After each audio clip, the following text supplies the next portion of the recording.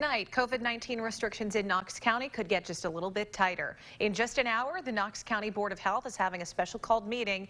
Members will be voting whether to limit any kind of social gathering to less than 8 people, limit bar and restaurant capacity to 25%, and move the bar and restaurant curfew back to 9 p.m. You know, that's from 11 p.m. where it stands right now.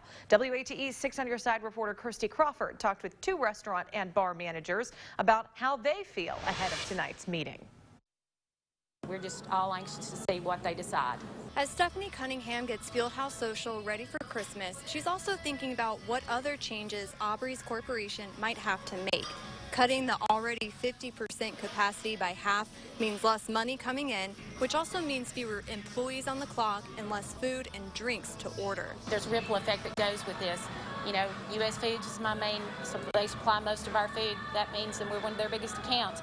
We're going to be cutting back from them. Also, Eagle and Cherokee, which do our beers, and all of the Knox County liquor distributors. Cunningham says they followed every rule the Board of Health issues. Over at Club XYZ, owner Richard Cameron says they've been doing the same. If you're standing around and you're not actively engaging in an alcoholic beverage, or pretty much that's it, then or eating, then you're wearing a mask. And we don't mind asking them to do that. Cameron says the only rule they broke was the curfew. His bar doesn't open until 7 p.m., so closing just a couple of hours later hurts his employees. He says it also hurts the people who choose his bar as their safe space. It's being able to pay our employees, and it's also to be able to stay open so we can continue to provide our community with a place that they can come to where they feel comfortable to be who they are. While Cunningham says if the Board of Health decides they need to limit capacity and close earlier for safety, then that's what they'll do. Cameron wishes the board looked at more than simply the number of cases, that they also looked at the origin of those cases. You can get COVID anywhere, all right? Don't single out bars. That's not right. It's not fair. In Knoxville, Kirsty Crawford, WATE 6 on your side.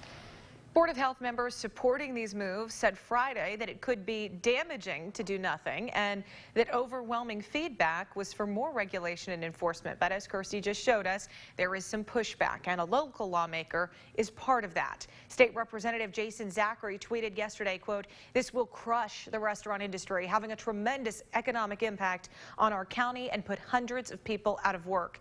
Zachary also calls this a, quote, "reckless decision that will negatively impact countless families all across our community." Zachary has introduced legislation that would dial back health department authority in Knox, Hamilton, Madison, Shelby, and Sullivan counties. Now, if approved, the health director's health officer and Board of Health in those 6 counties would be moved to advisory roles. Representative Zachary told us ahead of tonight's health board meeting he feels his legislation is important now more than ever.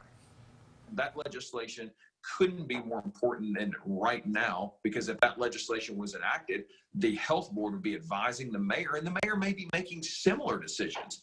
But again, he'd be the accountable elected official. And so I don't think that legislation's ever been more important than it is today.